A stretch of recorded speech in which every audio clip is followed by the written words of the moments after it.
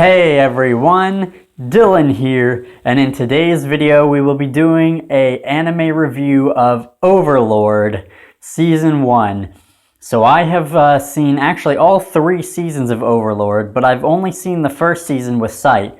I was blind when Season 2 and 3 came out, but I have since rewatched Season 1 blind, and so I will give you my thoughts and opinions on it, kind of, in that sort of way. I will probably review Season 2 and 3 at a later time, but for now, Season 1 is what I'm going to be doing.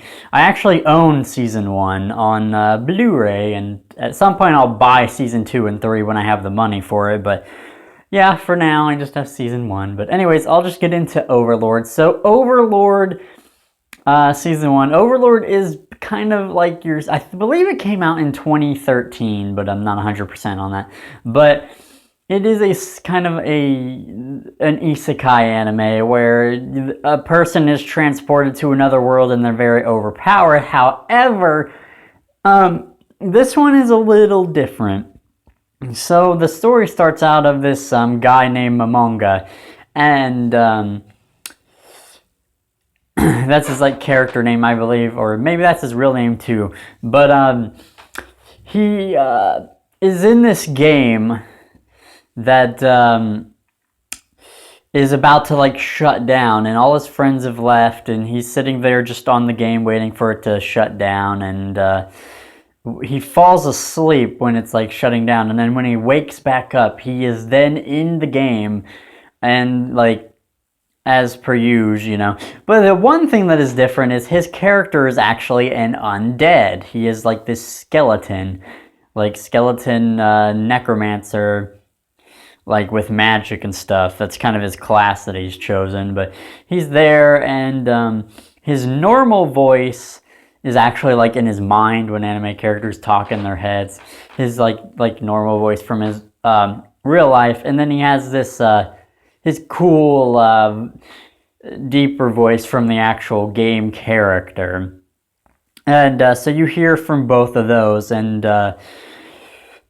he, like most isekai animes, he is overpowered, but he's not perfect either, and he does make mistakes, and he has the floor guardians, which are these NPCs that all his friends created, and he is the supreme being of this great tomb of Nazari, which is transported to this new world that he knows nothing about, and so he has to kind of branch out, and he's hoping to find maybe one of his friends or a player that he knows about. And he's scouting the world, and it's just this cool kind of story that I really like. And because he's undead, kind of his emotions are slightly hindered a little bit. They're kind of suppressed a little bit, but because he still has his memories and his human mind in there.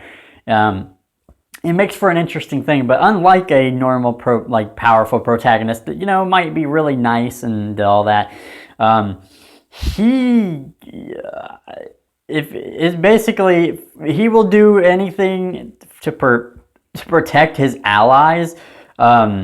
His character in the actual game that he switched to is Ainzel Gon, which is the name of I believe an item or something. It's been a minute, but he changed his actual name to Ainz, so maybe he could reach his friends if he got notorious enough, and so that's kind of the way the story is. But as I said, he's a little bit different from a protagonist. He'll help his allies and do anything for them, but if you're his enemy, he will very violently kill you. He has no reservations about killing people at all. And maybe that's part of him being an undead and his emotions being swelled, pushed down a little bit. But yeah, he does not care about killing people at all, maybe your normal protagonist would be. So it's kind of flipped, and in a lot of ways he is our protagonist, but he's really honestly sometimes an antagonist for whatever suits his needs to help him gain greater power, or whatever will help his tomb. So it's really cool in that way, and it's like more darker, and a lot of the I almost called them floor masters. What are we in Hunter x Hunter?